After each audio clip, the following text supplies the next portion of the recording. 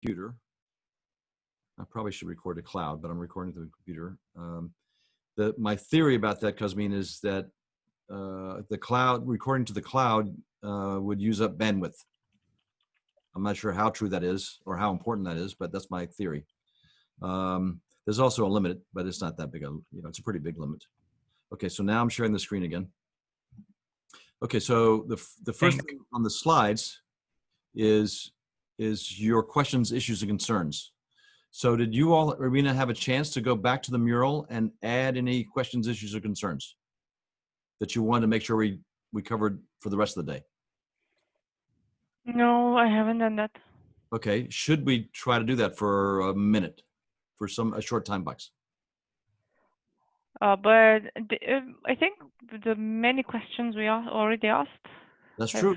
That's true. Right? Can we consider that? Are there any other guys that you might want to at least post on the whatever you want to call it, parking lot? Gentlemen, you're okay? Yeah, because we're not so many people, so we can just ask. Exactly, that's fine. Okay, so if you think of something that you know on a slightly different topic, make a little note. And you can ask it later. Mm-hmm. Okay, so this is the topic I was gonna work on next, Daniel, which is I think we pretty much covered, right? So I use the term, we've said this before, but I use the term there, tactile, right? I try to make it tactile for them as much as I can. I try to get them to interact. I talked about that. I talked about calling on them. And I try to minimize the fuss with moving around in the technology. And then definitely, I've kind of got the theory now, I didn't quite say this to you, Daniel, that I want to have an exercise every hour, at least to some degree. Okay, otherwise I think that's the same, we talked about it all. Okay, now in terms of what was the number of participants in a room before before it could vary. I would go up to 25. Okay. I've once or twice gone to 40 or 30 or 40, and man, that's hard to do a 2-day course. When I went to 40, I had another instructor there who was really, really good. And with 30, I try to have somebody as an assistant at least. At 25 is a lot in person. So anyway, so this is less. Okay, so I guess I want to ask sort of your ideas about how do we get collaboration to happen. So you see some questions there. I'll have some more to say about each one. But what do you all think? I'm about to share my ideas, but I want to let you all, without being influenced by my ideas, although you already have been, what are your thoughts about how we get collaboration to happen? Or, what's it all about? Who should we pick on first, Serena? Who should I ask first? I can start. Oh, okay, Cosmin, she surprised me. I thought she was gonna throw you under the bus. I didn't heard that she mentioned my name. She did not. She did not yet. Okay, Irina, what are your comments? What are your thoughts? So I guess when I think of myself, to be honest, and think of collaboration, the very first thing I would care about or would matter to me would be what's the end goal or our common goal? Where do we want to get to? Yes. Is it worth doing? Is the why that you ask yourself for, or you maybe should ask yourself when you do something. Absolutely. That's the first thing. And probably it's also to mention what's you need for them, because sometimes the scope that you have for a workshop or a training, sometimes it differs from their expectations or what's in it for them. So yes. Well, when I said I'm thinking of what I would need is me as part of the people that need to collaborate, not me as a trainer. Sorry. I tried now to collaborate with you on this idea. And it helps if they're thinking about a similar situation and trying to solve a similar problem. And of course, the two problems are similar, but they're not that similar. They're somewhat different also. Okay. So what's your next thought, Daniel? I think it's important to form the groups at the beginning and have an exercise like to know each other, and then to keep the same groups, because it'll be easier. There will be the same people that will collaborate and they will know each other. So Yeah. first they need to share something like personal, where I'm from or what I'm doing, something like this. And after that you can collaborate better. Yes, yes, yes. As Cosmin called it, you need some sort of an icebreaker, particularly if they're new as a team. Okay. So how about, so let me say something different, Irina.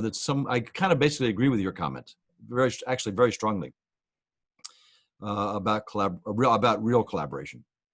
Sometimes they can do a kind of collaboration in a classroom, which is not, they know they're not going to be a team later, so they kind of sort of fake it, or they do something. They kind of pretend. But if you want real collaboration with your partners, and you want it to last, you've got a different kind of thing. And I think they're really buying into to whatever you want to call it, the vision, the goal, the mission, whatever word I use, is very, very important. And if they don't really, then the collaboration is going to be crappy or not very good. And if they really do, the more they do, pretty much they'll figure out how to collaborate, I think. But isn't there also a need for a certain sense of mystery if you're going to collaborate? Which seems to me, at least, somewhat contradictory to what you were suggesting. So what is your thought when I say that? Yeah, that's interesting. Mystery does keep you awake and you're interested. Yes. And it also enables innovation, which at least, I don't know, collaboration isn't solely about innovation per se, or at least, creativity or something like that. Thinking way outside the box. Sometimes collaboration is just, we got a bunch of puzzle pieces. Let's work together to put the puzzle together, and it's not very innovative. It's just, I think we're what we, let's say, count is those aha moments you get. Yes, yes. So I don't know if you can call it mystery, but that's how we kind of see success on the spot. I mean, yes, those aha moments, somebody saying, oh, I could use that in something I do, or, oh, that's a very good idea. I think it's going to make it very nicely in the next workshop with the client or stuff like that. yes. So I don't know if it's along the same lines, but I get what you're saying. But that's how we look at it, like aha moments. Yes. Yes, mystery is difficult. Is harder to create. Let's Yes. say to. But it can be total, Cosmin. It can't be total mystery. You got to give them. Can you give us an example? Mystery is something very large concept, but if you give. Yeah. So if you start to make so the first thing is you have some sort of a vision idea. I'll call it a vision statement or a mission statement, whatever you want to call it. And that's usually fairly vague. Some people want to give them also the top 10 epics. Well, as soon as you give them the top 10 epics, there's a lot less mystery. Now, from a certain point of view, for certain kinds of people, Cosmin, they say it's a lot more tangible. Now I see what you're talking about. But at the same time, in terms of innovation or creativity, you've really, you've shrunk their imaginations down a lot if you want a truly innovative idea, because you've already kind of given them the answer, at least at a high level. So to me, it's that dialectic, Daniel. You have a mission, something that you're trying to accomplish, but particularly at least the means to accomplish that is you want to be, for a while, unclear, because you want to consider alternate solutions, right? That kind of thing. So as soon as you start to define the solution very much, to me, you're narrowing down what kind of a collaboration it can be. So anyway, you see the dialectic there, or the push and the pull. Some of us, I think, Cosmin, are very tangible kind of people. All these little concepts, we go like, yeah, whatever, but give me something I can grab hold to. Other folks are very theoretical. I don't know how that goes in Endava or with your clients even, but at least that's my experience of lots of different people around the world, or even the United States. And I think it depends on the duration of workshop or Yes. or training or something. Because if it's fast, if it's short on the timeline, you need something very fast, tangible. Yes. Because you Yeah. will not gain trust. But here's something that I don't know why I wanted to ask Irina, so maybe I won't. I'm gonna ask Daniel instead. So Daniel, another key thing that somebody said to have a good team is you got to have a slightly ridiculous deadline. Now this is from who are those guys? The IDEO guys, IDEO group out in California, I think. Yeah, I know them. Yeah. That you've heard of, yeah. They had that in their list of how to have a great team, and I think the same is true in workshops. That they lose their self-consciousness. They sort of forget about everything and then try to do the best they can if there's a slightly ridiculous deadline in the exercise. I think they have to find a new idea, innovative idea in 1 week or something like this. Or in 15 minutes or something. Yeah. I mean, I saw some movie. you have to give them something that's halfway doable, Irina, in whatever the time box is, like 15 minutes or Yeah. 5 minutes or whatever. But it needs to be, as you know, a hard deadline and not an easy deadline. And then they start to step out of their shine. Yeah, creating that sense of urgency. Yep. Yeah, they step That out of moves their shyness people. or their reticence or whatever word you want to call, and then they just start to collaborate. Hmm. Okay, so you got some ideas. Let me share a couple of things. So these ideas are relatively new to me. Well, maybe not.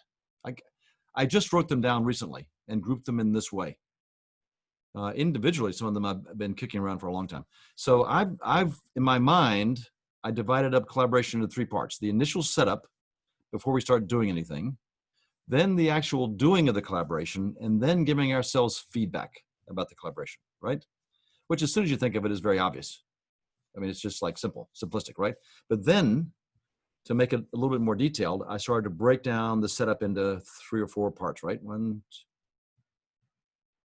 Just 3 slides that they all have, and they're all questions. So you might want to sort of read the questions. Can you read the questions? Sure. It's big enough. So your question, Irina, of why, and then have we articulated the vision well enough for the people that we have, Cosmin? Is this the right priority? I think sometimes some companies miss that. They're working on something less important when they should be working on something more important. And then do we have the right team, whatever that means? But right now, the first thing was the skills, the knowledge to do this kind of work. And then a trickier one, Daniel, is the team inspired? I find most companies never even ask the darn question, Cosmin. Is the team, they don't ask themselves and they don't ask the team. And I think they should do both. The managers should ask themselves, do we think the team is inspired? And then they should ask the team, are you inspired by this work? And then, of course, there can be different levels of inspiration, Irina. Some work is, by definition, not that inspiring. Other work, you go like, whoa, I'm gonna solve the coronavirus problem for the world, right? That would be, for some certain people that are, at least have that skill set, that would be, I think, quite inspiring. Or I'm going to cure cancer, the usual things. I'm going to invent the newest XYZ kind of product. Okay, so those things. So this is just to make sure the team is reasonably ready.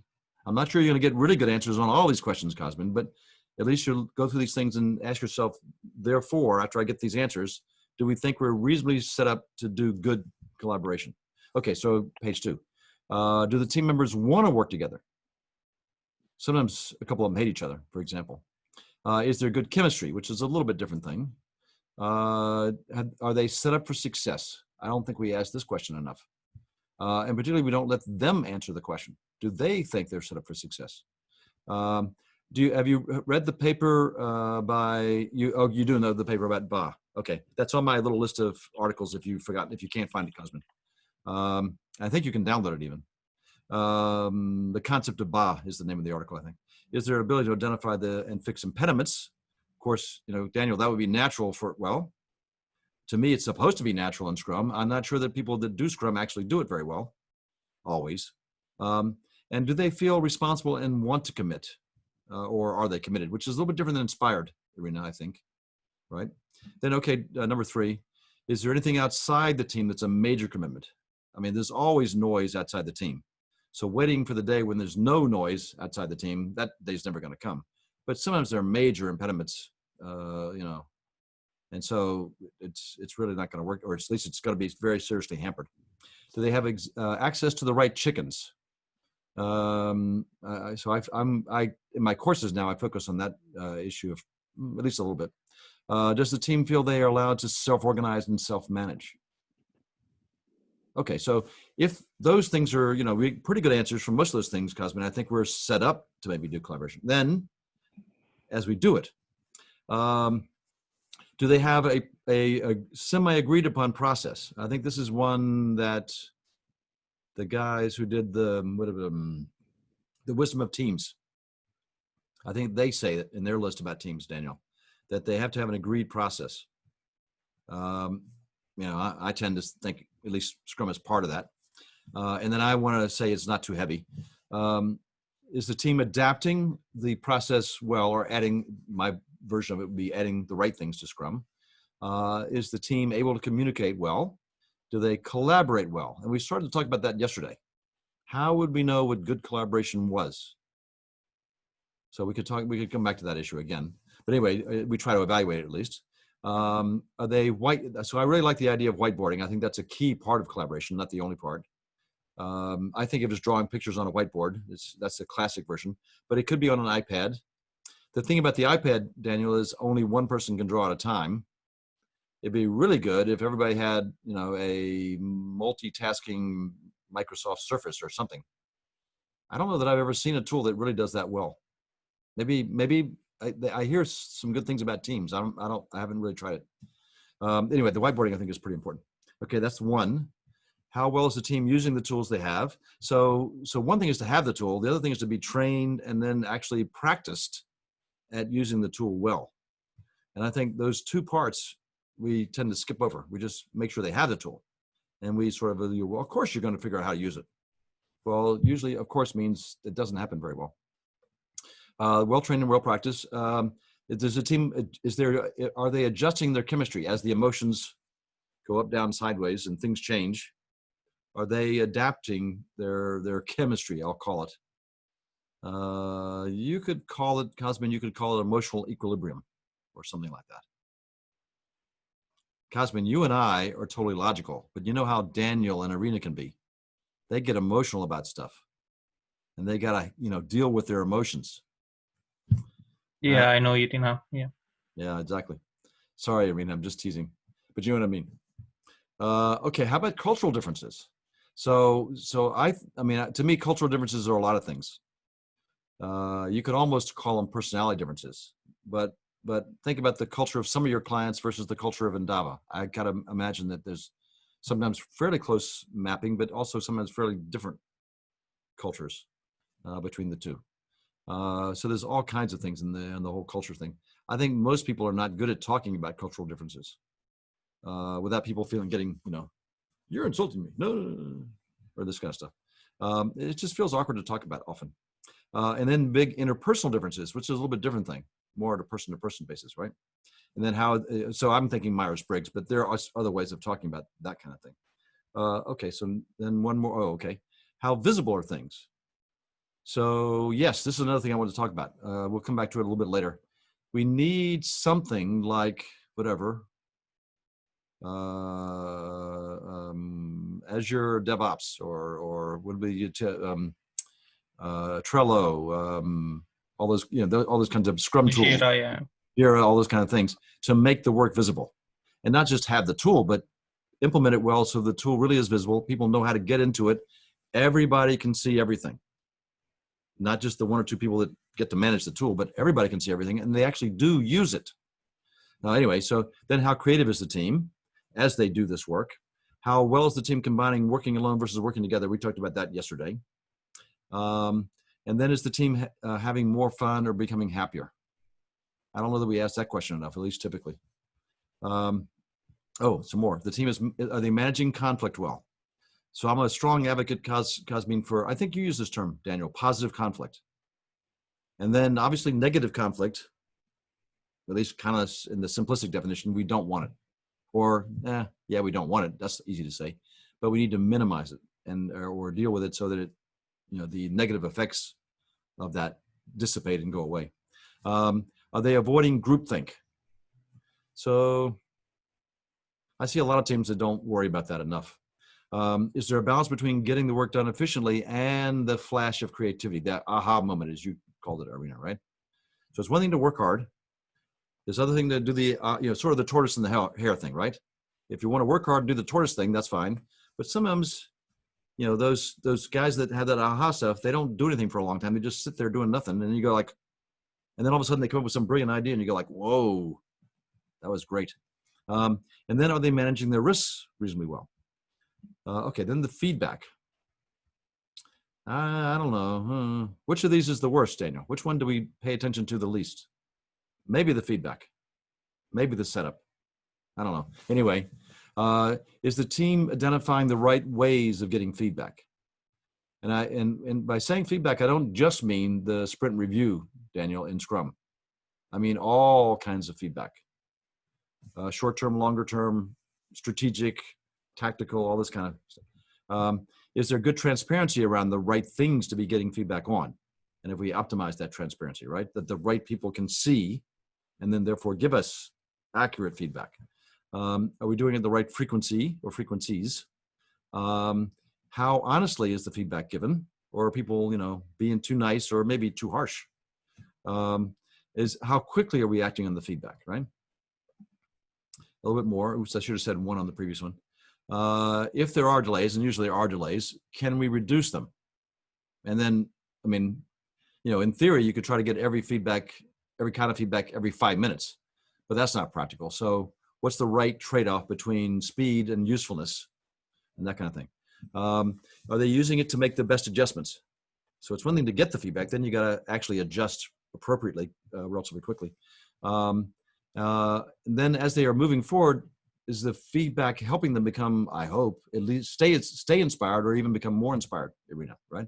That you, at least I think you want.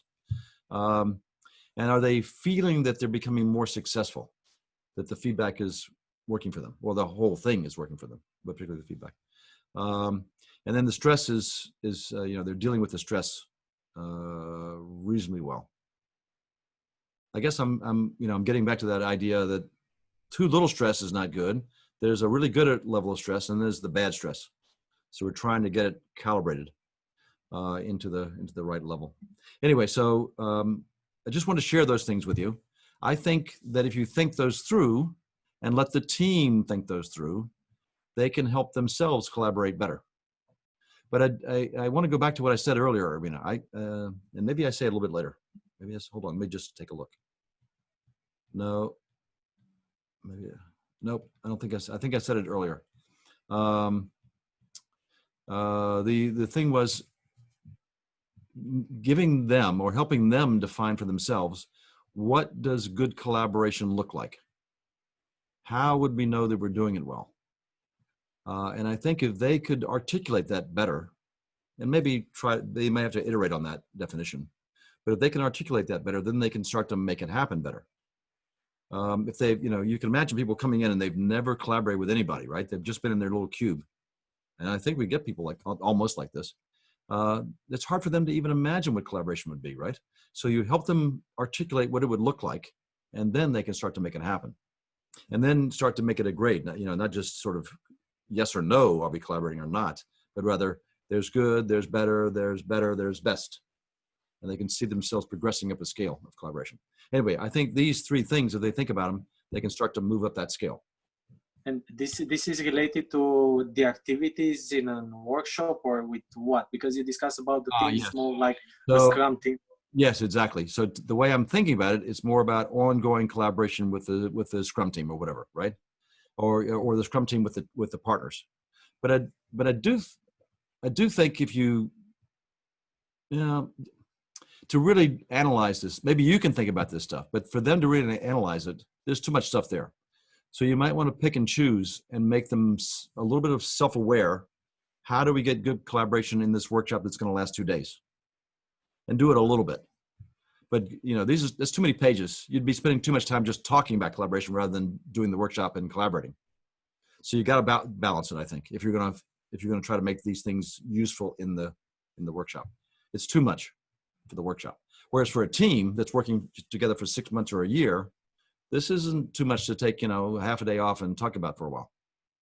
And maybe do it again, 2 sprints down the road kind of thing, in a retrospective. A good point, Daniel. Okay, so I don't know. Probably all 3 of you know Daniel Pink's book, right? So that's nothing new. But kind of like you said before, Irina, if they don't have the motivation, I just think it's so important. Now, sometimes, I don't know. Do you think this way? Sometimes I think this way. Maybe I certainly think other people think this way. That I have to determine upfront, are they motivated or not? And it's going to be binary. They're either going to be motivated or they're not going to be motivated. If they're not motivated, stop, or that person gets kicked out. If they're motivated, then we go forward. I don't worry about it ever again. Whereas more and more, I'm thinking sometimes they start with not very much motivation, and what we're trying to do is increase the motivation. And often by doing it and getting more and more involved and seeing the consequences, they become more motivated. So it's not just a binary thing that you do a test, you stick the litmus paper in there, and it comes out the right color or not. It's not that kind of thing. It's more of an ongoing. We're thinking about the motivation on an ongoing basis. Mhm. Okay, so we talked about the personal. Is there anything really new here? Be yourself. I think I'm not sure if I emphasize that enough. Does it sound contradictory, Cosmin? You remember seeing Daniel make all those faces in the video, in front of the video camera? He was doing all that in front of the video camera, right? So he doesn't do that normally in the office, does he? I don't think so. So He should. he made me laugh every now. But so you're pretending to do all this dramatic stuff, and you're using your voice in a dramatic or comedic way, whatever. But in a way, you really want to come across as being more yourself, more who you really are. So anyway, I tried to say it. It's awkward. There's a tension. So then I think it's very important when you are virtual. It's more important to be more personal, because it's what you said, this technology and this feeling, and it comes together. Yes, I think so. I mean, there's some research. There's certainly some discussion by other people. I gave you that before. So here's something we didn't quite say. So a lot of us know from experience and talk about it that the hallway conversations are, some people say, the most important. The meetings are always, whatever. It's all the important stuff is done in the hallways. The relationships are built in the hallways, and the decisions are made in the hallways. And then they come back in the meeting and sort of announce the decision semi.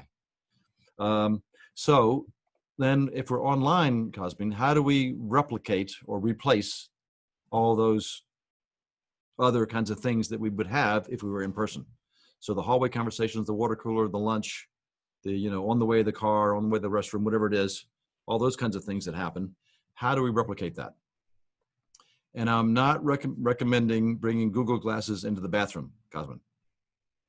That's not the way I would replicate that. That was a bad joke, Irina. Sorry, that was a little off color, actually. You know what I mean? So, but we have to figure out some way to do it, right? Okay, so I just put that out there. Now, this is the thing that Daniel Mezek is into, and others. As you know, Scrum is a game, right? And a game because it has rules. And we, if we're running the workshop, if we're running the meeting, if we're the host of the meeting, we have to referee the rules in a fairly careful way. So be explicit about the rules, I guess, right? So he says, I'm not going to do a lot about this. You might want to look into this more. But a good meeting, a good game has 4 properties. A clear goal. This is what Irina was talking about before in a way, right? A clear set of rules that are uniformly fairly applied. A way of getting feedback and tracking progress. And we talked about that a little bit in terms of, Trello or Jira or something like that. But maybe other kinds of progress during the workshop. So that idea I've been playing with, Daniel. I didn't used to do that. And now I've taken the trouble to put all of the things that I use, I'll call them slides, but sometimes there are things on the iPad Pro or somewhere else, in a mural, step by step by step by step, so they can see, where Joe thought we were going to go, and then they can look at that and say, did we actually do that stuff? Which usually most of it we did, and then they can see how the progress has been made. And I don't know that I've incorporated that as well as I should, but at least I'm trying to do that kind of an idea, that feedback and track progress in the workshop. Right? And you might even do the same thing in a meeting, although the number of steps might be only 2 or 3, right? If it's a half an hour meeting, you might only have 2 or 3 sections, but at least say, okay, number 1, done. Number 2, done. We're now starting number 3. And people like that, Daniel. Irrationally, they like it. It makes them, even though you're the one checking the stuff off, it makes them feel like they're in control. At least that's what people say, Irina. I think it's true. Okay, and then here's the weird thing. Opt-in participation. I'm not sure if I totally agreed, Cosmin. But the idea is, who knew? But they're free. I don't know if you're familiar with these words, Cosmin. You probably are. I'm just teasing mostly. We hold these truths to be self-evident, that all men, sorry, Irina, are created equal, that they're endowed by their creator with certain unalienable rights. And even the partners, even the customers are free. We don't want to believe that, do we, Irina? The customers aren't really free, right? They signed a contract. We own them now. I'm sort of joking. But we give them the freedom to opt in or opt out, and they can leave the meeting anytime they want to. And because they're deciding to be there, it changes their whole attitude about the meeting. And maybe also, that's kind of why we do that "and I'm in" thing at the beginning of the whatever 2 hours, 4 hours that you might be doing in your workshops, kind of thing. Maybe that does that psychologically, at least. Yeah. So anyway, think about it. Those are his ideas about the 4 properties of a meeting. There might be some more rules as well, but that's the basics. So to me, this is my quote. People are remarkably good at doing what they want to do, and that the purpose or the goal must attract them, and then they feel under control if they can navigate things a little bit. You see the Yogi Bear quote there, and then when they see the small wins, as they see the progress through the workshop or the progress through the meeting, it gives them a sense of, oh, we're getting somewhere. Dang, I didn't even notice. But they notice that once they see it. Okay, so enough of that. A meeting is a meeting. So this is obvious to you guys, right? So a meeting is a 1-hour thing, at least often we think of it that way. But a workshop, a course, is essentially a meeting of a different, with a different context, a different set of goals, but it's still a meeting. So they want you to guide them through, but also they want to go where they need to go. So we always talk about this when we're trying to do workshops or courses. They want an agenda, but they want to be able to ask their questions, and they maybe want to adjust the agenda some. So I've tried to do that some with you all, right? In several different ways. And then you might say, where are we going now for them, right? Okay, so now how are we doing? We're a little bit late. Let's have an 8-minute break. Irina, is that okay? Yes. You won't object? Before that, do you have any examples on how we can replace the, let's say, small talk in the lunch or towards the car and everything? Let me think about that. Let's have a break first. On your Okay, mark, get set. go. Go. Exactly. Thank you.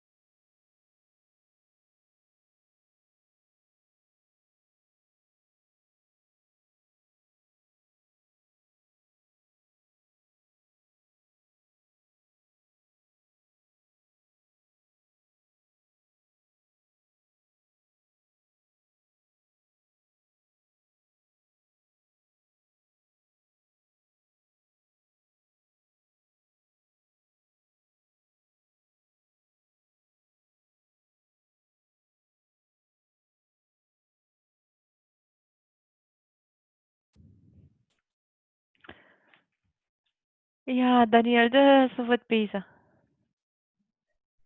Hi, te goed. There's Isabella. Hey. He's cute. Yes. She Why wants to isn't dance. she sleeping at this hour? Yeah, she wants to dance. She came to me and make the gesture like flexing the legs Yes. like this. Ah, dancing. Dancing or She likes a lot. or does she want to be a gymnast? Yeah, I don't know. Irina says, yeah, we've heard about gymnasts in Romania. Yeah. Yeah. Married with an American. Yeah. Yeah. Oh, wait a minute. Are you talking about Nadia Comaneci? Yeah. Oh, did she marry an American? I didn't know that. Yeah, you didn't know. I think she's I saw her living picture the other in. day. But in a way, I was thinking of Bella, whatever his name was. But yeah, I saw her picture the other day, but I didn't know she married an American. Maybe I Yeah. had forgotten. Her name, I think it's Bart, and they have a sport academy. I don't know if in Colorado or other places. Yes. Yeah, I was just thinking about Colorado. It's a beautiful place. I haven't been there in a while. Maybe I'll go skiing this coming winter I'll ski with the coronavirus. Cosmin. Yeah, he doesn't like to ski. Oh, okay. I like to ski. But I'm getting a little bit old for that, Irina. Okay, so here are two things that I thought of, Cosmin, but I think you've got to be creative. It depends on your people. So in Zoom, there's a sort of a back end and a front end of Zoom. If you open the Zoom client, it has a front end, which is a different little thing, and it has a bunch of little icons on there. But one of them is the chat. There's a little chat window on the front end of Zoom. I don't have it set up to show you. I don't know how to show you easily, but anyway, it has a chat window, and then you can go to that if you're already in the contacts of the other person. You can go and kind of, so to speak, knock on their door, and then they can decide to let you in or not. Kind of like with the waiting room we had today. But you can go knock on the door or send them a little chat. Can we talk now? And then you ding them, so to speak, and then they can. And then they informally, you just happen to walk into their office, into their cube. And then to me, that's similar to what we're talking about, right? It's not quite the same, but it's similar and can serve some of the same purposes. Another thing that I'll suggest to you is a concept of that. I really like the way that one client put it. They called it a pull-up. And they'd say things like, "Oh, we need to have a pull-up about that," which they never really defined what a pull-up was. But what it ended up being usually was a short meeting where that was halfway convenient to both people, where they, maybe went outside the room or went to someplace and had some sort of chair thing, but they just quickly pulled the chairs up to the table and talked in a very straightforward, informal way. It wasn't a formal meeting. It was just a pull-up.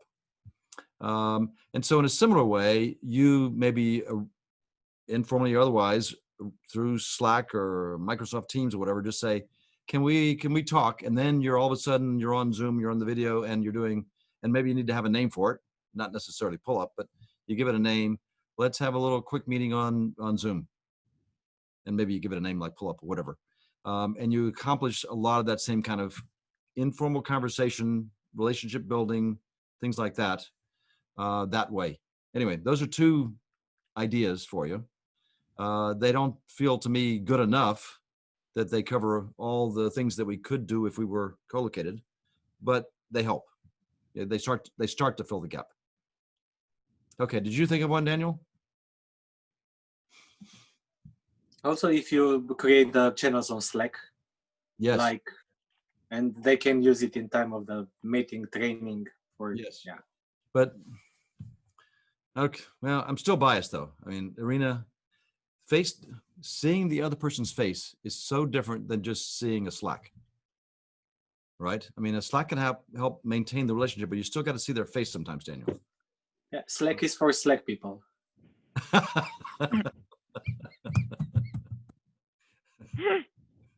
What do they call the chat? I don't know. What do they call the chat window, Cosmin, in Microsoft Teams? Channel. A channel? Okay. Channel, yeah. It's so the a channel in Teams means something very similar to the channel in Slack. Is that right, Irina? It's a thread. Yes. A channel's a- In Ah, okay. Slack, I think channel or thread. I think it's In channel. MS Teams is channel, and it's a normal chat window. Let's say, as a Skype. Oh kind of yes, stuff. yes. Slack has threads. Oh no, channels. You can predefine Slack, channels. Slack, yeah. Okay, so now I want to go into an exercise. So we don't have as much time. We're not going to do this as long, but I want to try to have you guys practice solving Daniel's problem. So let's make it Irina's exercise in Irina's workshop. And she's got an exercise in mind that she's about to. And then that she used to use when she was in person. And she wants to have you guys collaborate with her in helping redesign this little exercise.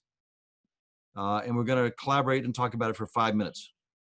I don't know how long the exercise is. I don't really care. Hopefully, well, it doesn't make a difference how long the exercise is. But let's talk about it for 5 minutes about how would we redesign that exercise, or what we want to think through to make sure that we feel confident that the way it is or the way that it will be, it'll kind of work in a online environment. Okay, you ready? I'm going to give you guys 5 minutes to talk about it. Irina, about that one with the interaction model, where is the big canvas with teams, domain unit. Okay, go. You got 5 minutes to work on. Don't make it too big. But it's pretty big, yes. Yeah, that's what I wasn't quite sure what he meant, but it sounds big. Should we try something like Shield of Honor or something? Well, just do something in the 5 minutes. Pick one and do the best you can with it, whatever it is. So which one is it going to be, Irina? Daniel, what do you think? Shield of Honor?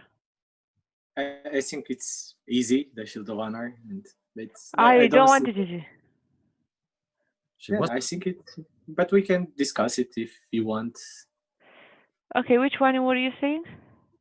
You want the people to build or to write or to draw their interaction model, but in different steps. First, in team and teams interaction, and then on domain, and then on unit, on the big canvas. Okay. We don't have to go into details, but the main problem is that you want to see the big picture in one moment at the end of the exercise. At the beginning is easy because you model only the, small things, the team's interactions and kind of things. But if you go bigger and bigger, you need to see the links between different layers, let's say. Yes, I agree. But how do we do that? This is the idea. We need to discuss. I discuss how we do it. Okay. Yes. So yeah, I've just stated the problem. Cosmin's got the solution. Well, yeah. Maybe not yet. Almost. He's thinking about it. He has nothing. Okay. So we have to run the exercise, Daniel. That's where my worry is coming from. So we need a canvas where we can.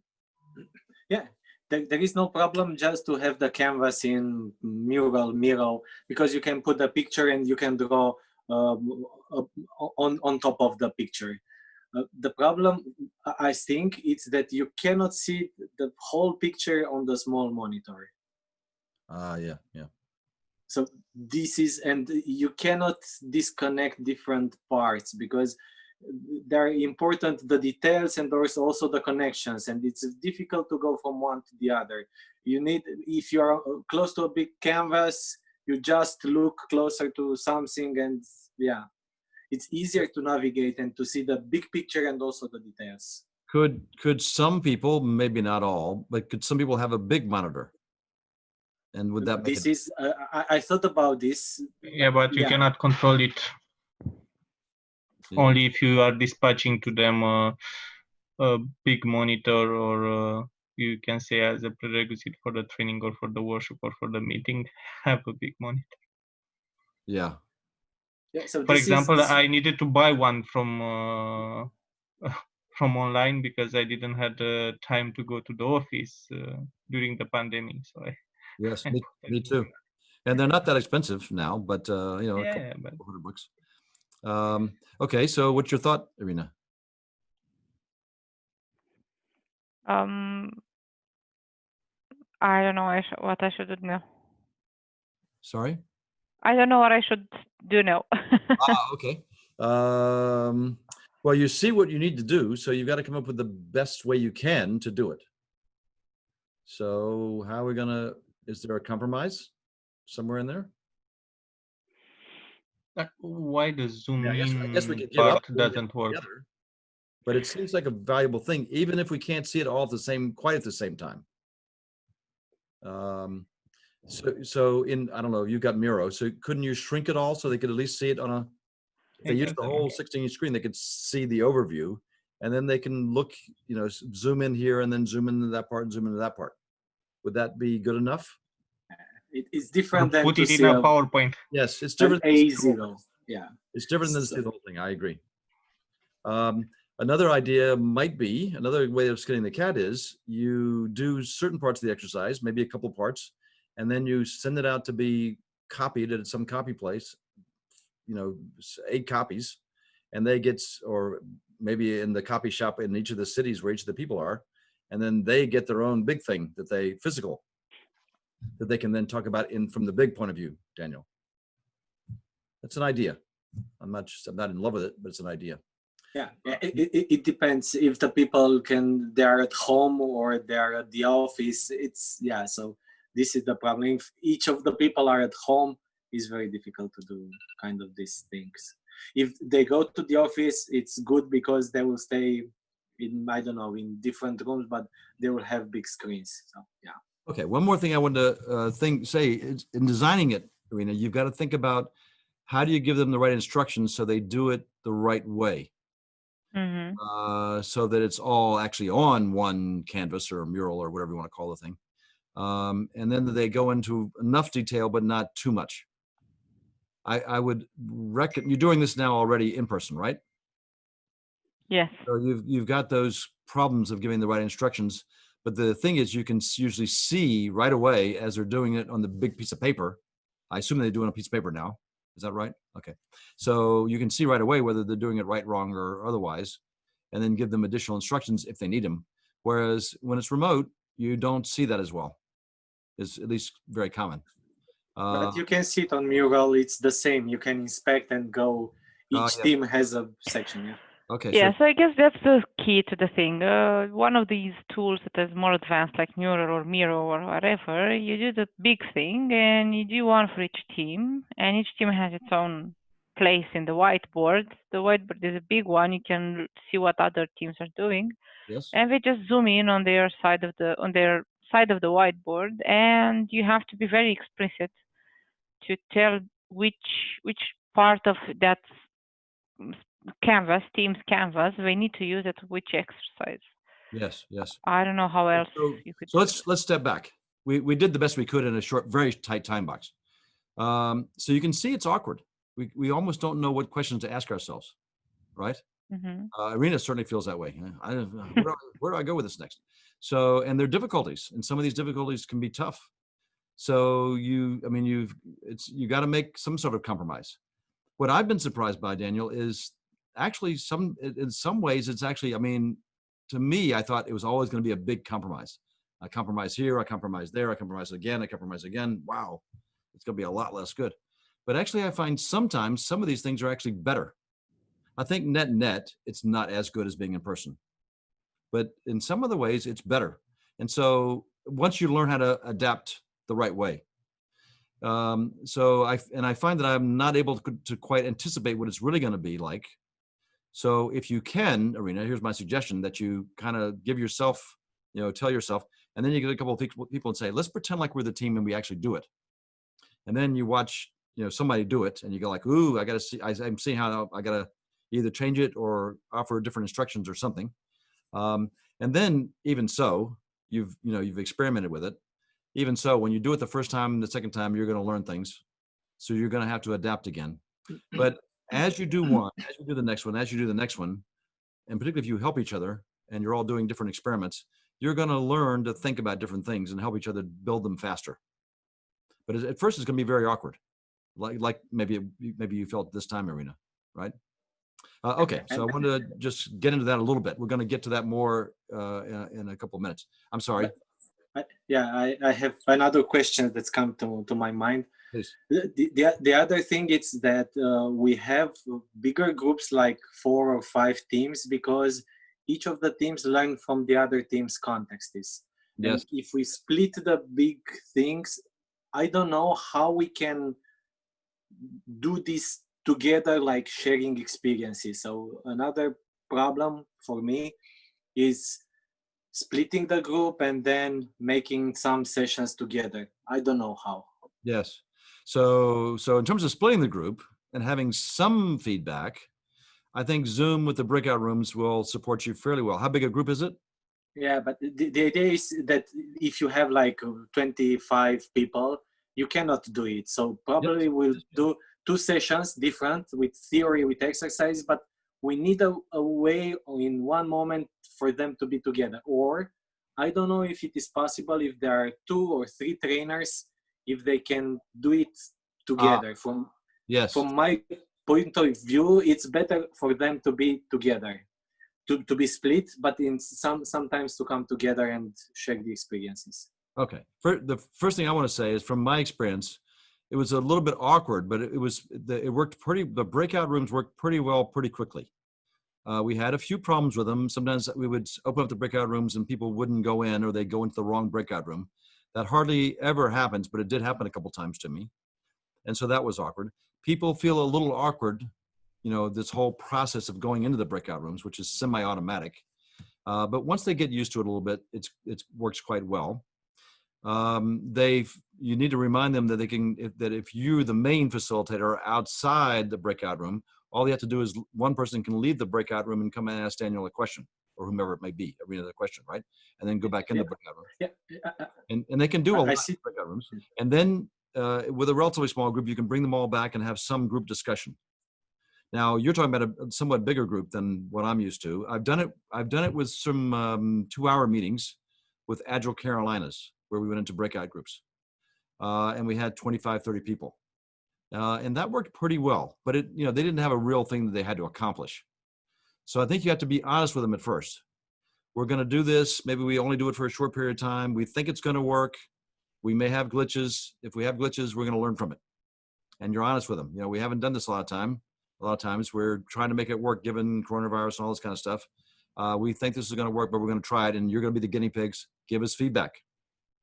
So you might design it. You might do a little example of it with a few people, but then you're going to do it with a bigger group. It's going to be more complex, and it won't work quite as well. It won't work quite as well, quite like you thought it was going to work. But then you'll see, and then you can adapt.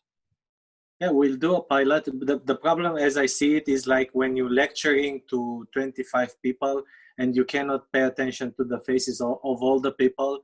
That is the problem, not the breakout rooms. The breakout rooms could be the multiple facilitators that can, or one facilitator per group. There is not a problem with this. The problem is when you discuss and the people have questions, and there are 25 people, and I don't know.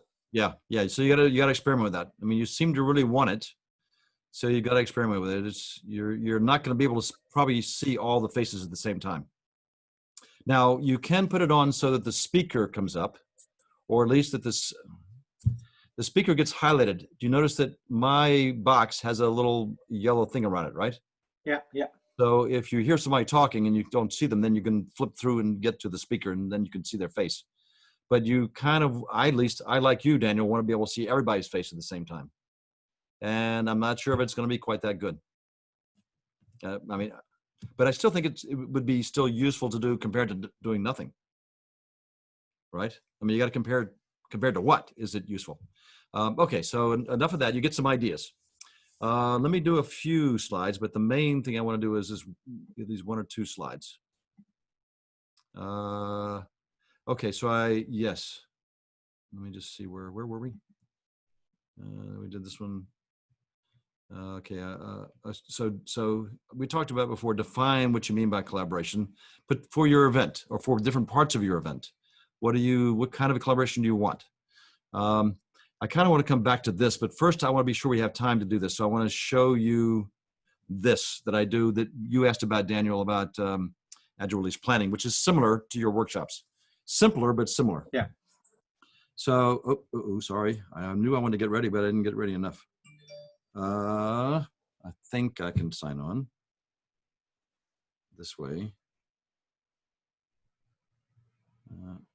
Sorry about that. I forgot that I wasn't signed on. Pretty sure it's right here.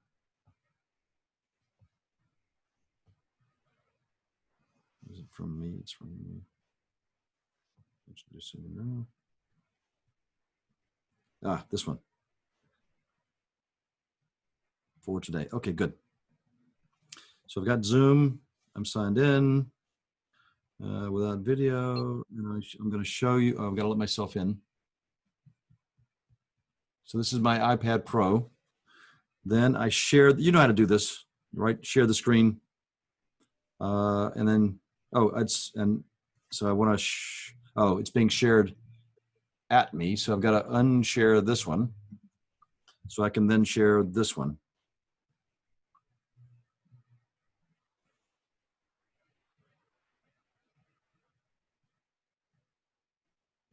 Okay, so I spend a bunch of time. This is a paper document that has a whole bunch of pages in it that I can then send them later as a PDF.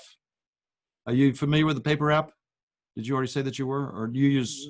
No. Okay. No, but there are other applications. I won't go into the paper app very much, except to say that you can export a PDF and it has a bunch of pages in it. So here's one page.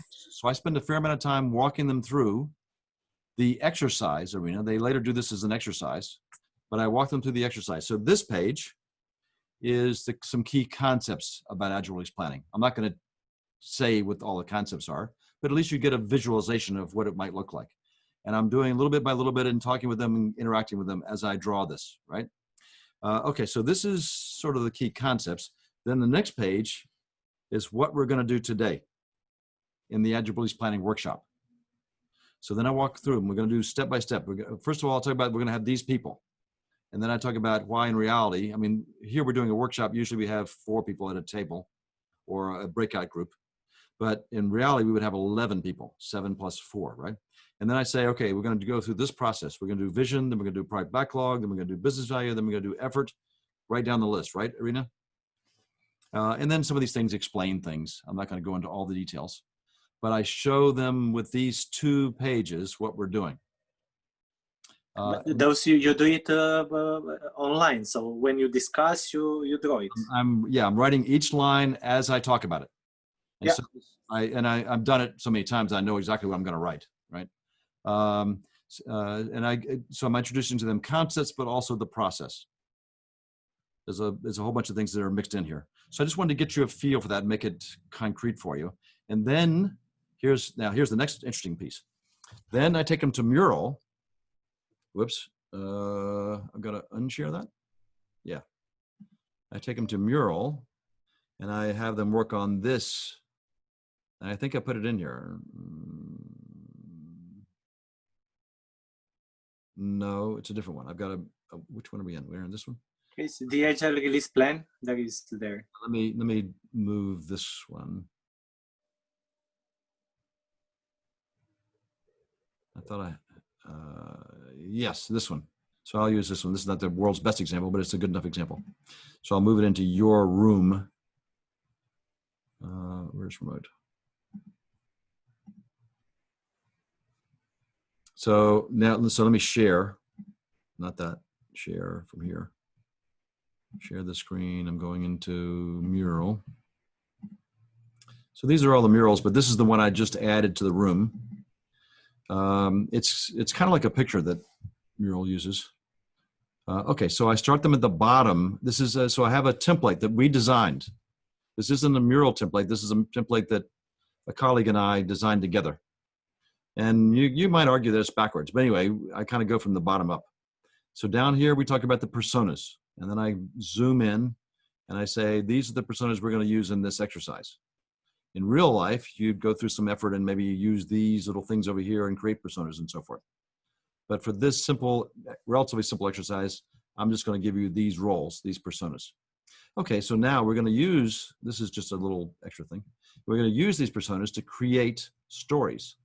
And I give them these 4 story templates that they can then use to create stories as a, XYZ role I can do so that, right? The usual thing. And then down here are the, as you see over here, the business, you see my cursor, right? The little yellow thing is business value point. Yeah, business value, yeah. Story points Story and points. star factor, the ratio between business value points and story points. And then they create a whole lot of stories that used to be here, at least for this team, they were here. And then we organize them, sort them and all this kind of stuff and put business value points on them with lots of little techniques, little steps that I've practiced with a whole bunch of times, but actually, and do it, I do all this in person, Irina, but a little bit different way, right? So it's been redesigned to be online. It works a little bit more slowly, Daniel. They need a little bit more time, but they do a pretty good job. And these guys, let me go out so you get a little bit of a feel, created all these stories in 15 minutes. Oops, let me zoom out. That's a lot of stories. I think it was 3 people. Yeah, Created all those stories in 15 minutes. They're not perfect stories by any means. And the way that we did the exercise pretty darn quick, so the story points, business value points are not very good, but they got the concept of business value points and story points. And then, as you see, we had this part with the idea of multiple releases, but all they really did was they laid out the stories in the sprints based on the velocity. And you can, so I just want you to see this template. You can, this is, I'm not the genius template maker. You don't have to be a genius to create these templates. Maybe you've already done this in Miro or whatever. But I just want you to get a feel for these couple of things. So we use iPad and we use Mural in this case. And then we run the exercise. And I'm pretty happy with the results, Irina. It looks really good. What can I say? Yeah, I mean, so now, let's see. Let me go back to, let me make sure I'm not skipping anything too important. So you got this, you got this. So we want to have you guys build your own event, right? But let me go back here a little bit. We talked about inspired, sympathy break. Okay. So one way about looking at this whole thing in remote is you have problems. So you've got to look at them as, yeah, life always has problems, but we've got to figure out a solution. So we just tried to do that a little bit with one exercise. So in general, you've got to, list your problems and then work together with solutions. And then you're going to find common solutions or similar solutions. And then the 3 of you want to share that with each other, right? Or share it with other colleagues. And then these problems won't seem so hard. And you'll also maybe identify places where, some problems, you just can't get around it. So trying to figure out a solution where it just is failed 3 times. You're like, well, maybe we got to consider not doing that kind of thing at all. And do something very, very different to maybe accomplish roughly the same result, Irina, right? Or maybe just give up. And you go like, we're gonna have to wait, we'll have to wait till they're co-located before we can have them learn that stuff or something. Okay, so problems and then solutions.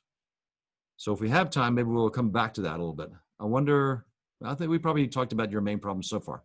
Okay, so what I want to do is take a little bit more time and start to build your event that you worked on before, that mural that you worked on before that you started. Just one more question. So, what was when you were in the room versus on the virtual? On the virtual, you write and you in time as you speak, but in reality, how it was? The iPad part I did when I was in person, and I broadcasted on a regular screen behind me. So, and everybody was there, right in front of me. Okay, so you use it even in the iPad I used before. The only difference is the iPad is being broadcast through Zoom. That's the only real difference. So the big difference is really that I went, instead of having them use sticky notes, I would bring the sticky notes and big sheets of paper and putting it on the wall. Now they have, metaphorically, a mural on the wall, and they create the little stickies in mural and all that kind of stuff. And then I organize the template so that the stickies are even more organized than they actually are in person. That's actually an advantage. They see certain concepts that are already structured for them without me having to explain it very much. I've done it too many times now to remember exactly how my explanations are different, but I'm sure they're different than what I used to give in person, but not hugely. They're doing essentially the same exercise. It does take a little bit longer. Do you speak slower, or is it a difference, or you have the same rhythm? I think I speak a little bit more slowly, a lot of it to give them a pause every now and again to ask a question, right? Occasionally we have the problem that there's a time delay through the internet. I think right now with the four of us, there's no time delay that's noticeable, right? You know, it's nothing. But occasionally I get a time delay, so that's a different reason for speaking slowly. But in general, I try to at least take pauses every now and again to let them go. Wait a minute, I have a question. That kind of thing. Okay, so let's take the mural that you had before. Which one was it? Let me go back and see for myself. It was workshop. Was it workshop plan? It was event IDC. IDC is your initials. Irina, Daniel, and Kozmin. So I changed the title of your thing. Oh, let me show you what I'm seeing, so that at least you're. Let me share the screen. I forget sometimes that I'm either sharing or not sharing the screen. So you're seeing this, right? So we're making it smaller. So you all were changing these things, right? So try to make this as real as you can. You've only got a few minutes. So we're going to do 5 minutes and then do a little bit of talking, not very much, just for a minute, and then do 5 minutes more, and then we'll sort of debrief from there, right? So it's 5, 1, 5, and then a longer debrief. Okay, so you all have to use, so you're trying to use the Canvas. Now with you all, I haven't given you any instructions on the Canvas, right? Or any instructions on this template. So, and you're pretty clever. You've used these kind of things before. With other people, Irina, that wouldn't work, right? So I'm not recommending giving no introduction to the Canvas. That's not what I do when I did that other one. I explain it to them some. A little bit more than I did with you, but not a lot more, but still I explain it to them some. Whereas this one, I'm kind of letting you loose more. But you guys are, you guys are more used to it, so I'm not too bad with that. Part of it is the time, the relative time we have also. Okay, 5 minutes. There's a little timer up here, right, at the top. So you can see the timer, at least I can see the timer of 5 minutes. So go. And the goal is for each event that we'll have to do like this and to think about of those aspects. Okay, good question. So the higher level education goal. Let me just pause the timer. Okay, so implicitly, I'm suggesting that you all, as you do your workshops, develop some sort of Canvas like this. Maybe some amalgam of the 3 different ones that are the templates that are already there. Find the different parts and pieces that you find useful. Build that Canvas, and then use that to collaborate together to build your events, your workshops, or your events with your partners, either one. And I'm not, the Canvas that you have for the events with your partners might be different than the Canvas you have for a workshop, but they might have similarities, right? But the key thing is that you would take some sort of a structure, and then, you tell people, don't worry that much about the structure, but you let the structure help you collaborate together in building the thing out and thinking it through properly as best you can. With the idea, Irina, that, as much as you can think it through, you got to do this in a time box. You're never going to think of everything. So you think it through, you come up with a draft, then you maybe experiment with it, like I said, and then maybe you do the first version and you tell them, this is the first time we've ever done this.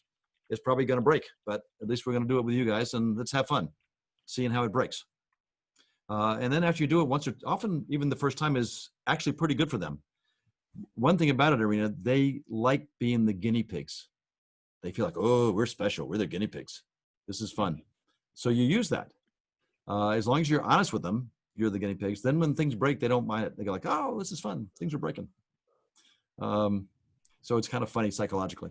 So do you see where I'm going with this?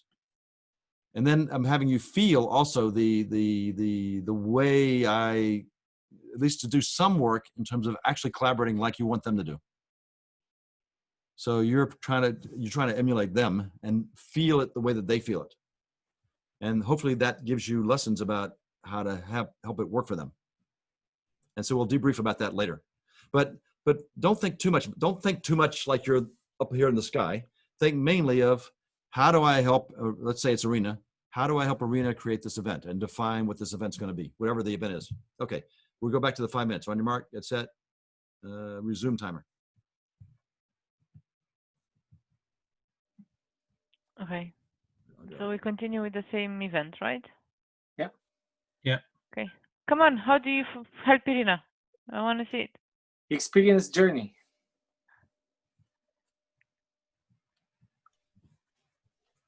Oh, I'll unshare. You're all working inside your browsers, right? Yes. And I can. But should we go to I can still existing see it. behavior? Yeah. So entering behavior, yes, we filled in yesterday. PO preparation, right? People communicate, process, and goal. People buy in, role in the workshop. I think we're good to go with that. Experience Yeah. journey. What chronological touch points does she experience before, during, and after the event? How does this experience shape the intended behavior change? Where can you over deliver against expectation? What are the make or break moments?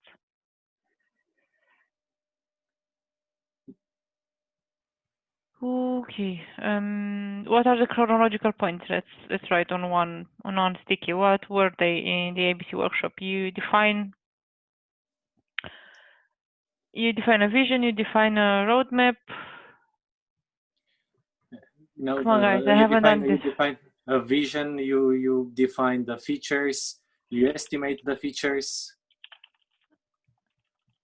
and also the technical complexity and business uncertainty. And yeah, and the other thing is when you have the cone of uncertainty based on this, I think it's another important step. But you define vision. You define backlog. Let's call it generically. Doesn't matter. And Yeah. then you get the cone of uncertainty and the cost. Yes. Yeah.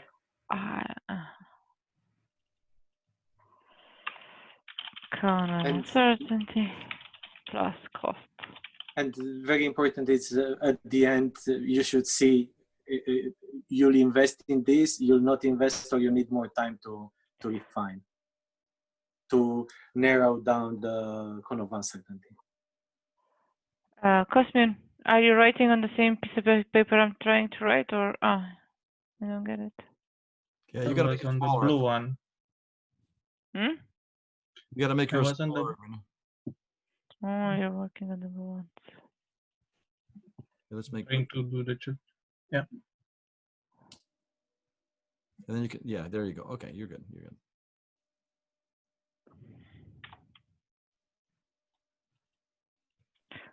How do I enter? Control enter. What are you trying to do? Text? New. I did it. Control V. Yeah. Mm-hmm. Control C. Control V. Oh, just double click on the text. Yeah, and then do the arrows is what I do.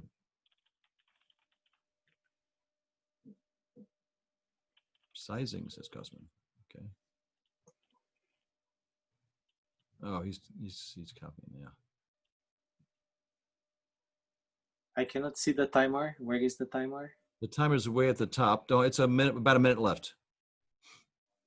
It's up in the. Yeah, there's Cosmin. Cosmin sees it. Yeah. It's here. Where is my arrow? So, but be aware, Cosmin, he could have a different level of, closeness or far awayness to the whole mural. Yeah. Yeah, I don't have any problem. Okay. Let's move to the promise. I think it's very important. Mm-hmm. This is the promise. How does this event create value for the stakeholder? He will take an informed decision. Now, is that exiting behavior? The exiting behavior is as a result of this event. These things will happen. Yeah, it can be. So Promise is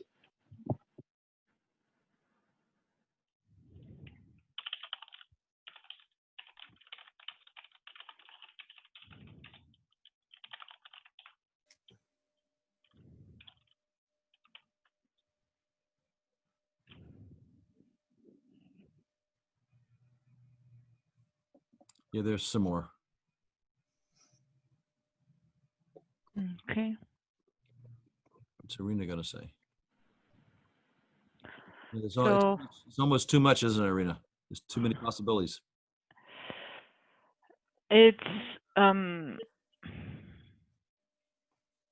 Okay, so time's up on the 5 minutes.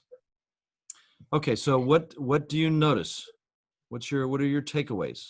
I'm looking at your faces now. So what are your takeaways so far? We're gonna do it 5 more minutes. So this canvas is too big. the canvas is too big. Yes, particularly for this time box. But partly it's too big that you know, if you were going to do something like this, you'd want to think it through and say, focus on this part. Don't worry about the rest of this stuff. You know, do this stuff and think about it this way, and then focus on it. And then we'll do this next, and then we'll do this next. At least that's what I'm thinking. Does that make sense to you, Irina? That makes it small for them if they do it one piece at a time. Whereas if you look at the whole thing at the same time, you go like, I don't even know where to start. And I think maybe I'm a little bit like you, that I want to go touch everything at the same time. I don't. Your cursors seem to be doing that. That's why I attribute that. Yes, and it seems to be fairly difficult to actually collaborate. Okay. Because of why? I didn't know the flow of the exercise. There were many things to fill in, but it was 3 of us, and we all had an idea about one of the categories in there. And we just went in and filled in stuff, but that's not collaboration. It's separating the work, the tasks. I don't know. Okay, I'm a bit more optimistic that as you start to fill in different things, you'll start to see how it all fits together. But I can see how at this point that's how you feel. That makes sense to me, that you would feel that way. Maybe, and so you want to be careful that, you know, it's okay to have them feel that way as long as you know they're going to feel that way, and then you can address that. Okay, what's your takeaway, Cosmin? You only did 5 minutes. You didn't collaborate for very long. So we're trying to get lessons out of very little time. Yeah. Anyway, what's your takeaway, Cosmin? So far, the same as Irina. Plus, I think it depends on the tool. Probably, from what I saw on Miro, Miro is not blocking a bigger section of the page when you are trying to edit and overlap with the other one. So I think it's smoother. But yeah. Okay. Daniel, what are you noticing or learning from it, whatever you want to call it? Yeah, we didn't use the outline on the right. If you use the outline, that goes you to one section, and you can focus on that section. Yes. I don't know if.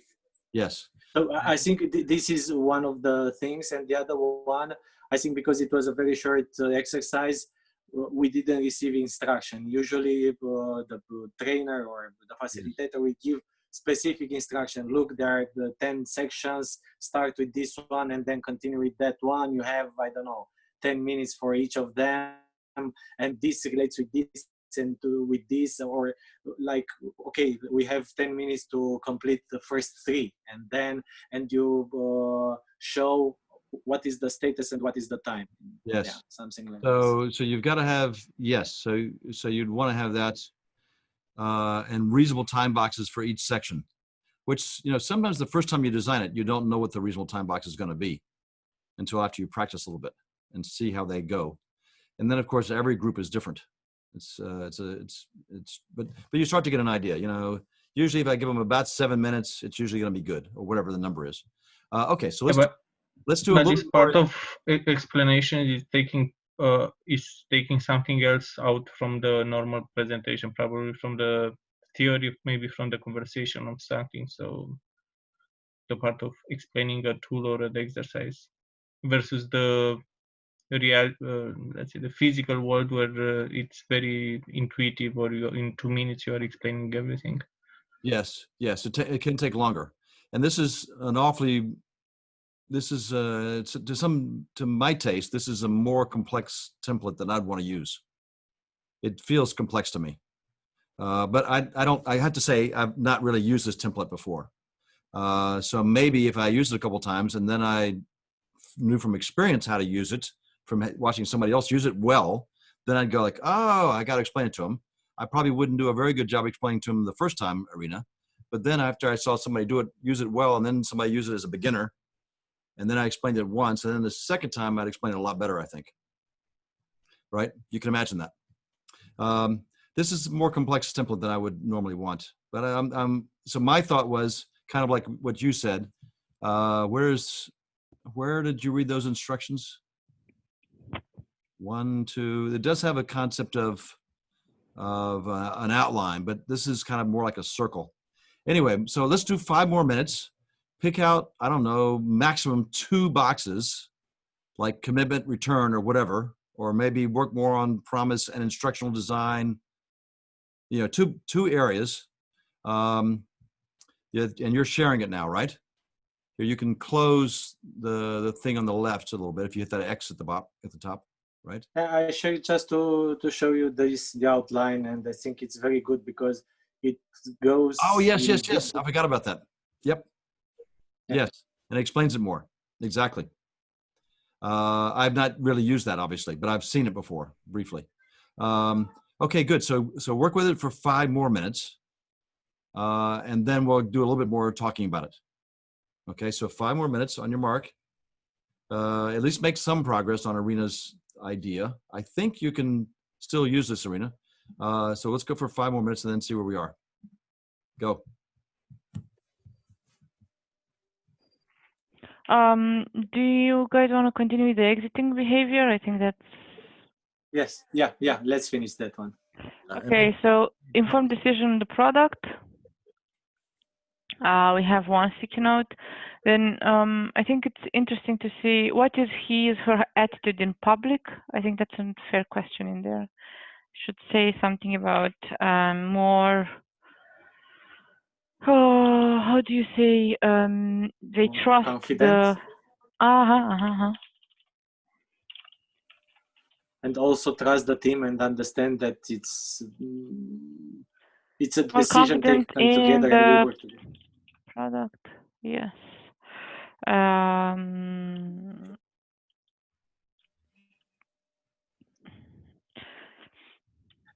And also I think it's a better trust between, I don't know, if the product owner is outside the team and the team, because they work together on something. They put some hours together and they solve a problem. Yeah, you write it very well. And he must be looking at it more closely than I am, Cosmin, because I can't read. Click on the Yes, 11th. I've come in closer now. Yes. Good. Okay. This is more about the stakeholders, business people. Let's write on the bottom 3 about the rest of the people, the development team and so on, that's participating to this workshop. I think it's important, for example, to say that the dev team has more knowledge on the product definition, product definition, domain, yes. And also we could say the team is more empowered, feels more empowered. And they are doing sizing together. Didn't find that. There's a lot more cross. Or release. Or they are participating together to plan the release or to identify the release of yes. the product. Yeah. As a team. And I think it's a common understanding about the risk and kind of uncertainty because of some unknowns. You know more about the unknowns after this. Yes. Okay, so share the same knowledge about the uncertainty. About everything. Yeah, about everything. I mean, lots of different domains. But those are 2 good ones. Okay. Okay. Can we move to the costs? Is the 12th cost? Yes, sir. Yes, sir. Cost. Yes. Oh, okay. An initial informed, or not informed, but argumented view. No, that's not a word in English, right? Argumented, argued. No, an initial well argued. I mean, Consolidate argumentat. yes, like proven, not proven. Facts. I have facts. I don't say, well, it's around 10,000. I say, well, it's in between that, and I have the reasons for it. I have the clear explanation. That feature is going to be too complex. But this is if I look on the description on the outline, I didn't look. it says how much it will the event will cost. So it's not about the product; it's about the event. So it's the PO traveling, it's the, I don't know, the meal, it's whatever. It's do we need to? So, and Daniel, these are the costs of the event or the costs of the what the exercise will be later? Excuse me, of what comes after the event. This is just the cost of the event itself, right? Yes. Yeah. Oh, okay. That one workshop. And I think, yeah. to identify that's a good who is point. financing. Who is financing? Yeah. So the cost is what, 1 day or 4 hours or whatever? For how many people? 1 day. For how many people? I don't know, usually 15, 20 people. Okay. Okay. And there's also an opportunity cost to some degree of those people, what they could otherwise do. Oh.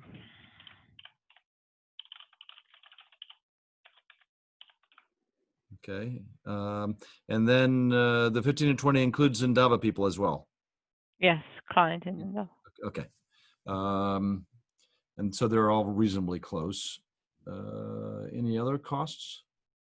If it's being done remotely, that's pretty much it, right? How many did, it's 1 full day? Oh, yes. Oh, it depends, but yes, 1 full day. It's, yeah, I mean, as an example, 1 day. Okay. Yeah. Then what are the revenues? That's the next one over to the right. Probably our time is up. Our time is up. You get the idea. Okay, and I also wanted you to get into instructional design.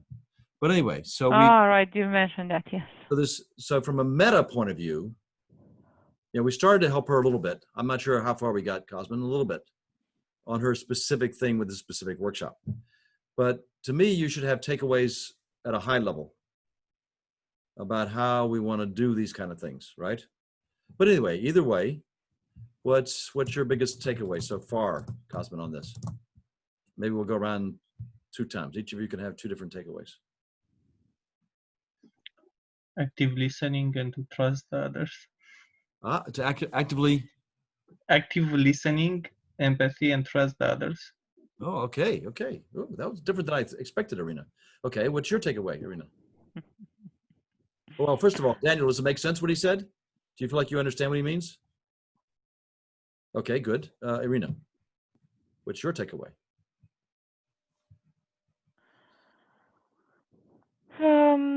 Expecting her to have a different point of view, Daniel. I don't know why. So, point of view, I don't know. It seems like it worked better than the first time because we've done it already once, probably, and we learned something from it. We collaborated more. Yes. Yes, I would agree. Daniel, what's your first takeaway out of 2? Yeah, I think we collaborate better, and with the outline, it was easier because we learned how to use the tool and to focus on the same part. Okay. Does my hypothesis start to feel concrete to you that we could build templates like this, and then they could help us create these events? Mm-hmm. That hypothesis seems reasonable to you, right? And you've kind of got a feel for starting to do that. I'm not sure this is the right template. In fact, I'm kind of thinking it's not quite right. I mean, it needs to be notably improved. But we've got a template. If we thought it through and kind of understood the template itself better, we would obviously use it better. And in any case, once we get more experience with it, we're going to use it better. Okay, so I just want to say those things along the way. Cosmin, what's your next takeaway in maybe a different dimension? He says a different dimension. There's only 4 dimensions. Well, no. There was the 5th dimension, he says. And the sixth sense. Sorry? And the sixth sense. Oh, yes, The Sixth Sense. I saw that movie. I mean, I saw part of it one time. Yeah. Um, What's your next takeaway? that being visually, it solves a lot of the problems of the collaboration. Yes. Probably. Yes. And facilitating so Mural talks about it this way, facilitating the visual collaboration can really be beneficial. And it spurs other people to be creative in ways that they didn't really anticipate. Yeah. And at least I think probably couldn't have been without the visual stimulation of other people. It's quite interesting. I don't know that I don't know, maybe some people are expert at this. I don't feel like I'm expert at it, but I can see the value of it, of this visual collaboration. Okay, Irina, what's your next takeaway?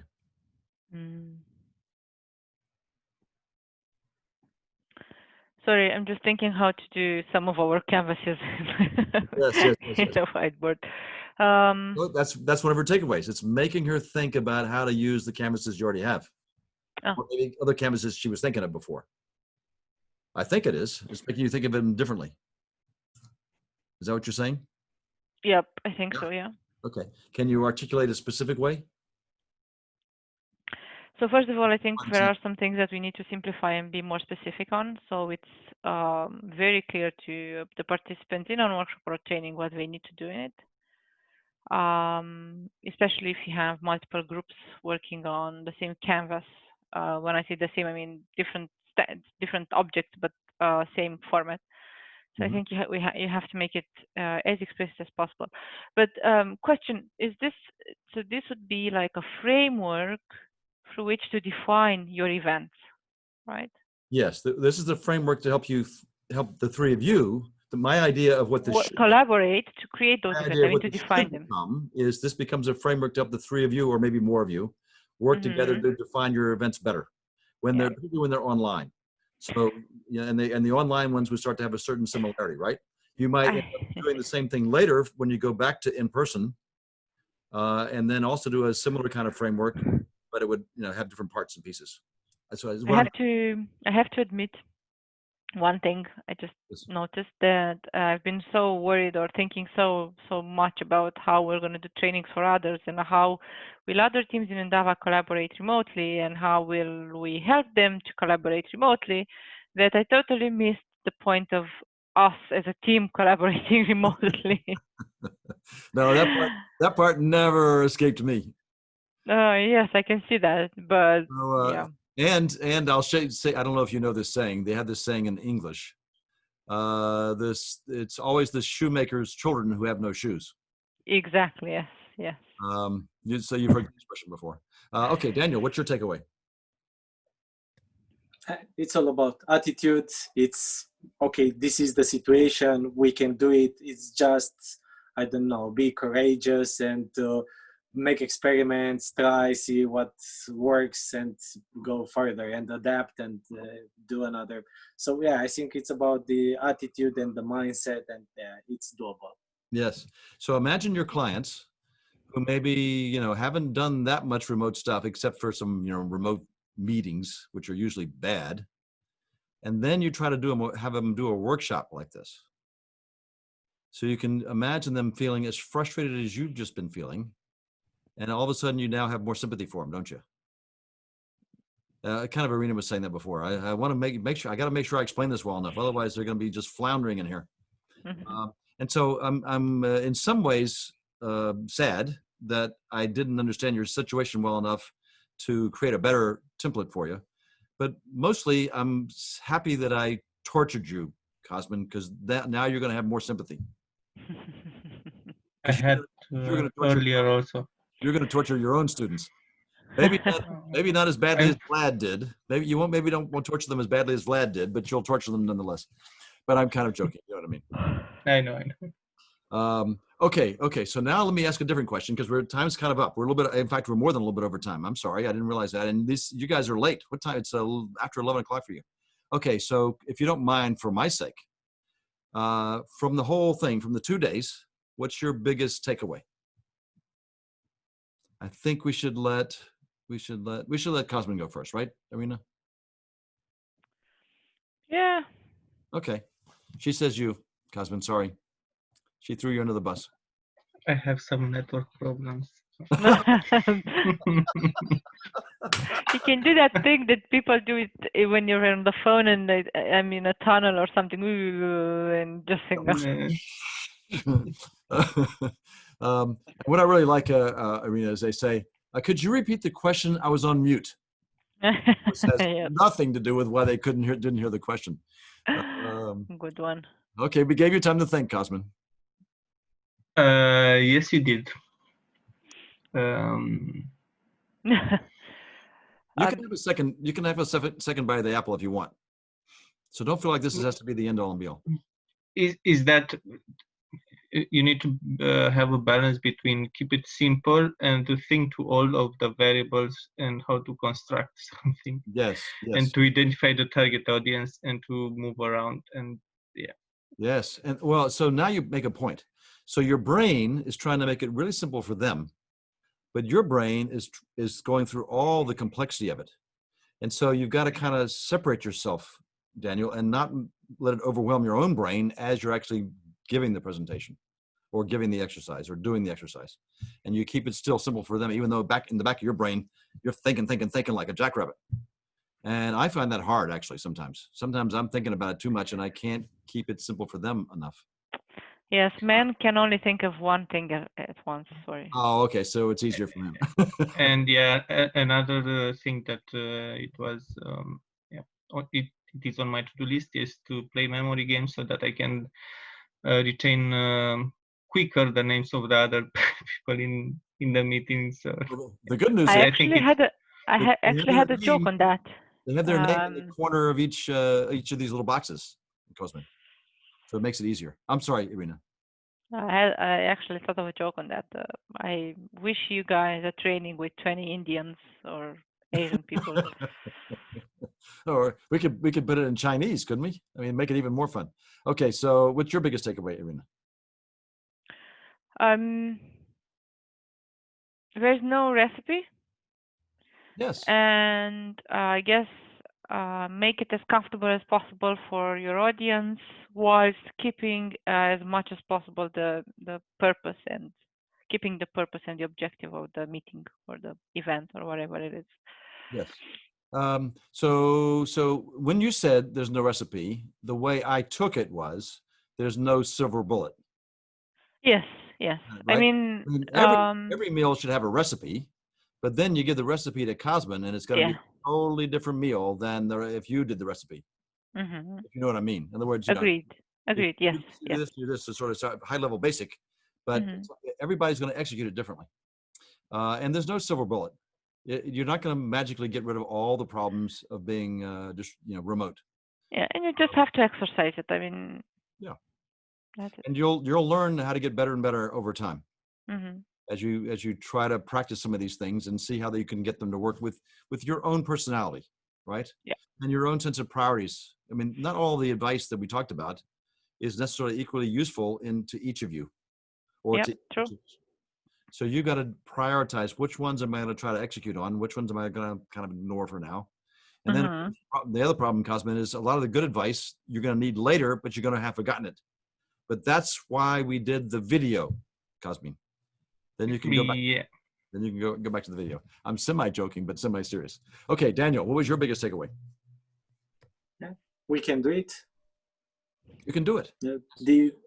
We can do it. This is the most important thing. The attitude, we can do it. It's nothing we can learn by doing. The only question that I have in my mind, if we can do it with large groups, like 25 people. I'm not sure, but yeah. Yes. I'm recommending smaller, but maybe you have to do it because you can do some things with 25.